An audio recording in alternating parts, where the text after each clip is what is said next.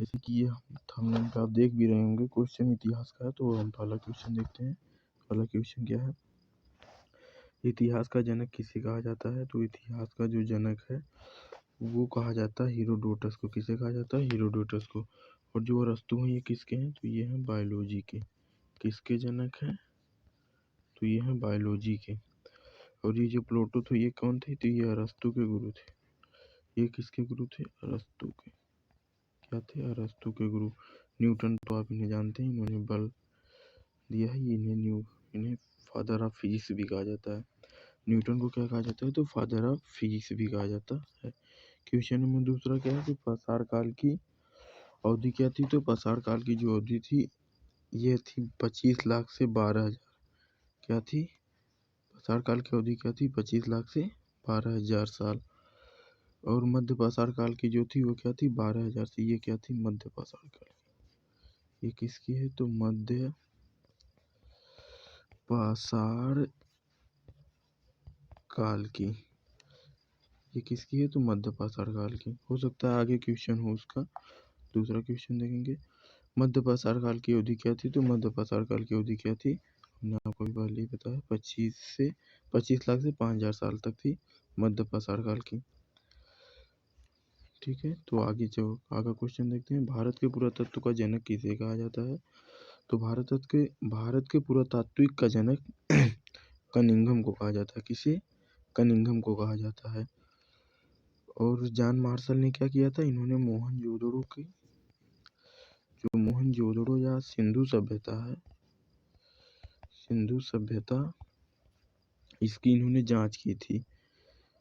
और कनिंघम जो थे इन्होंने इसकी खुदाई किया था, या इन्हीं को इसे मुख्य रखा गया था, इसलिए इन्हें भारत के पुरातात्विक का जनक मानते हैं।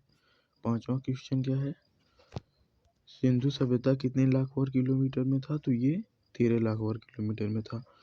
और कभी कभी ये भी पूछता है कि सिंधु सभ्यता कितने की थी? दयाराम साहनी ने कब की थी? 1921 में। और मोहनजोदड़ो की इन्होंने राखालदास बनर्जी ने कब की थी? 1922 में। जॉन मार्शल पता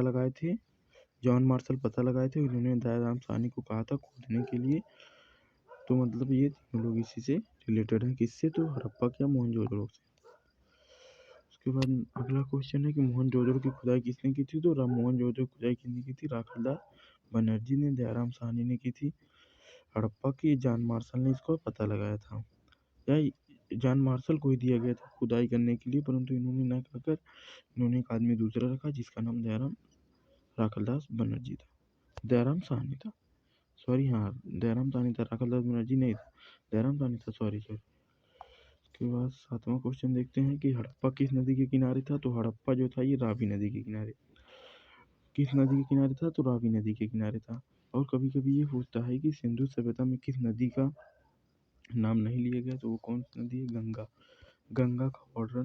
गंगा नदी का वर्णन जो है सिंधु सभ्यता में नहीं है। और यदि किस पशु का नहीं है?